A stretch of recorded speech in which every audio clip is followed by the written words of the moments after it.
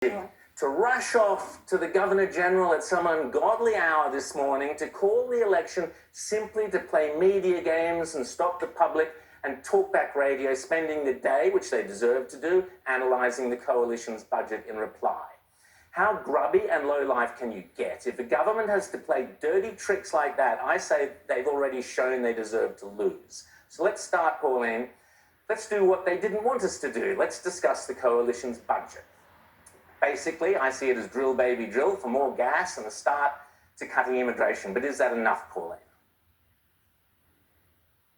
Look, I think it's basically a very common sense approach to how we get Australia back on track. Under the Albanese government, we've lost in housing, immigration, cost of living, this climate change BS, the cost of the economy. You've got so many more public servants that are being put on, it's draining the economy.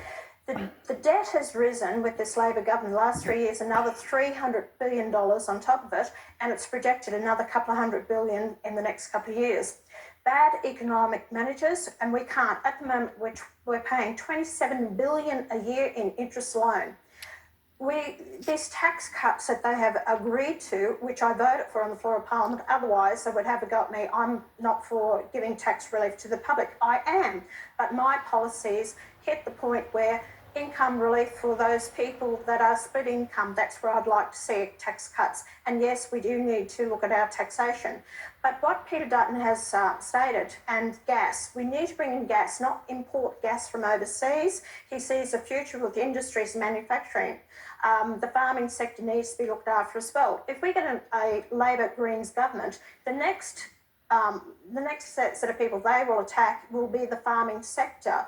They will cut out farming as they have destroyed the live sheep export, plus also the cattle industry will be the next to be attacked, and that's what they're doing, the environmental protection legislation they're bringing in all the time. So farming sector I'm very concerned about. But I think Peter Dutton's made a good point. What I'd like him to see him do was get out the Paris Agreement, but he will deal with some of the climate change policies. I agree with you there. The immigration 25% cut, is that enough, Pauline? Well, he said it'd be cut to what? What figures? We've had different figures over the last couple of years, the numbers that are coming into the country. So, 1.5 million we brought into the country, unsustainable. I put a figure about 130,000 a year until we sustain everything with housing and people aren't living in their cars and people can access doctors, hospitals, nursing homes, and it's no overcrowding our educational system. What I think Peter Dutton's looking at between 140 to 160,000.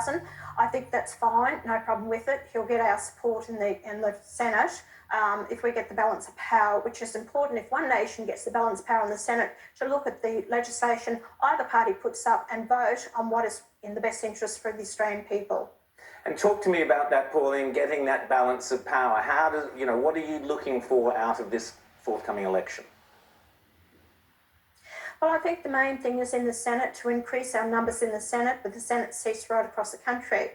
Just inform people, the last election we came 7th. There's only 6 seats up, we pulled the 7th seat, but we didn't get these people elected to Parliament. We need your number one vote in the Senate to actually get that balanced power. If we end up with Labor and Greens and some of the crossbench, Jackie Lambie, David Pocock, Fatima Payman, well, Jackie Lambie and David Pocock's up this time. They vote most of the time with the Greens and Labor. That's over 80% of the time. David Pocock and Jackie Lambie have been responsible for guillotining bills, which is around about 230 bills that were guillotined. We couldn't discuss or debate. There was no accountability. It was rushed through the Parliament, and they were responsible for it, supporting the Greens and the Labor government. One Nation will be there to look at what's fair and just for the people, for the country, and good policy. Now, Pauline, I want to talk briefly about superannuation. Peter Dutton last night promised to allow young Australians to access up to $50,000 from their super to buy a first home, which is excellent. At the same time, though, hidden in Jim Chalmers' ridiculous budget, which, heaven help us, smelt as bad as Sarah Hanson Young's fish. But anyway, Labor intend to tax unrealised super gains. So this is still going on. That's still there in the budget. Labor intend to go after people's super. They might have assets in their superannuation that haven't earned a profit but have an unrealised profit. And Labor's intends to tax that. I mean, that is socialism. That is thievery, isn't it? Of course it is. These people, that's their money that they work for, or they put into the superannuation to actually give them a decent, standard of living when they retire from the work. But that's their money. That's not entitled to, and especially they're going to tax them on something that may not even come about. So unrealised gain in the superannuation. That used in your superannuation deposit, that was One Nation policy that the Libs have picked up. But we go further, that money stays in your superannuation, you use that money as equity in your home. So therefore, we don't just limit it to first home buyers.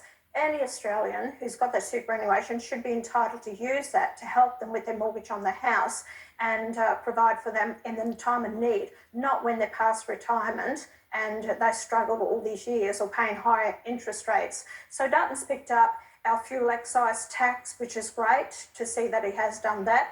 Both have picked up our foreign investment policy. They're only doing it for 2 years. That's only band-aiding. We go further than that. So we are, like I said, Rowan, I'm on the conservative side of politics. But if I actually do look at policy based on its merit, so whoever puts it up, but I think Dutton's on the right path. People want strong leadership. I hope he gives that strong leadership in the next few weeks because people are a bit mindful of him. Will he make the leader? I think he will. I've got a lot of time and respect for Peter Dutton. I think he will make a very good Prime Minister. And Pauline, I've got to say, I've known you for a long time and I know you've been pushing for that fuel excise, and well done, and all those other ideas that One Nation have put forward. That's why people should be supporting you, and it's great that the coalition have picked up on those excellent ideas. And you're right, we need Peter Dutton now in the Lodge, and hopefully a big, strong One Nation support there in the Senate. Pauline Hanson, thanks so much for your time here on The World According to Rowan Dean.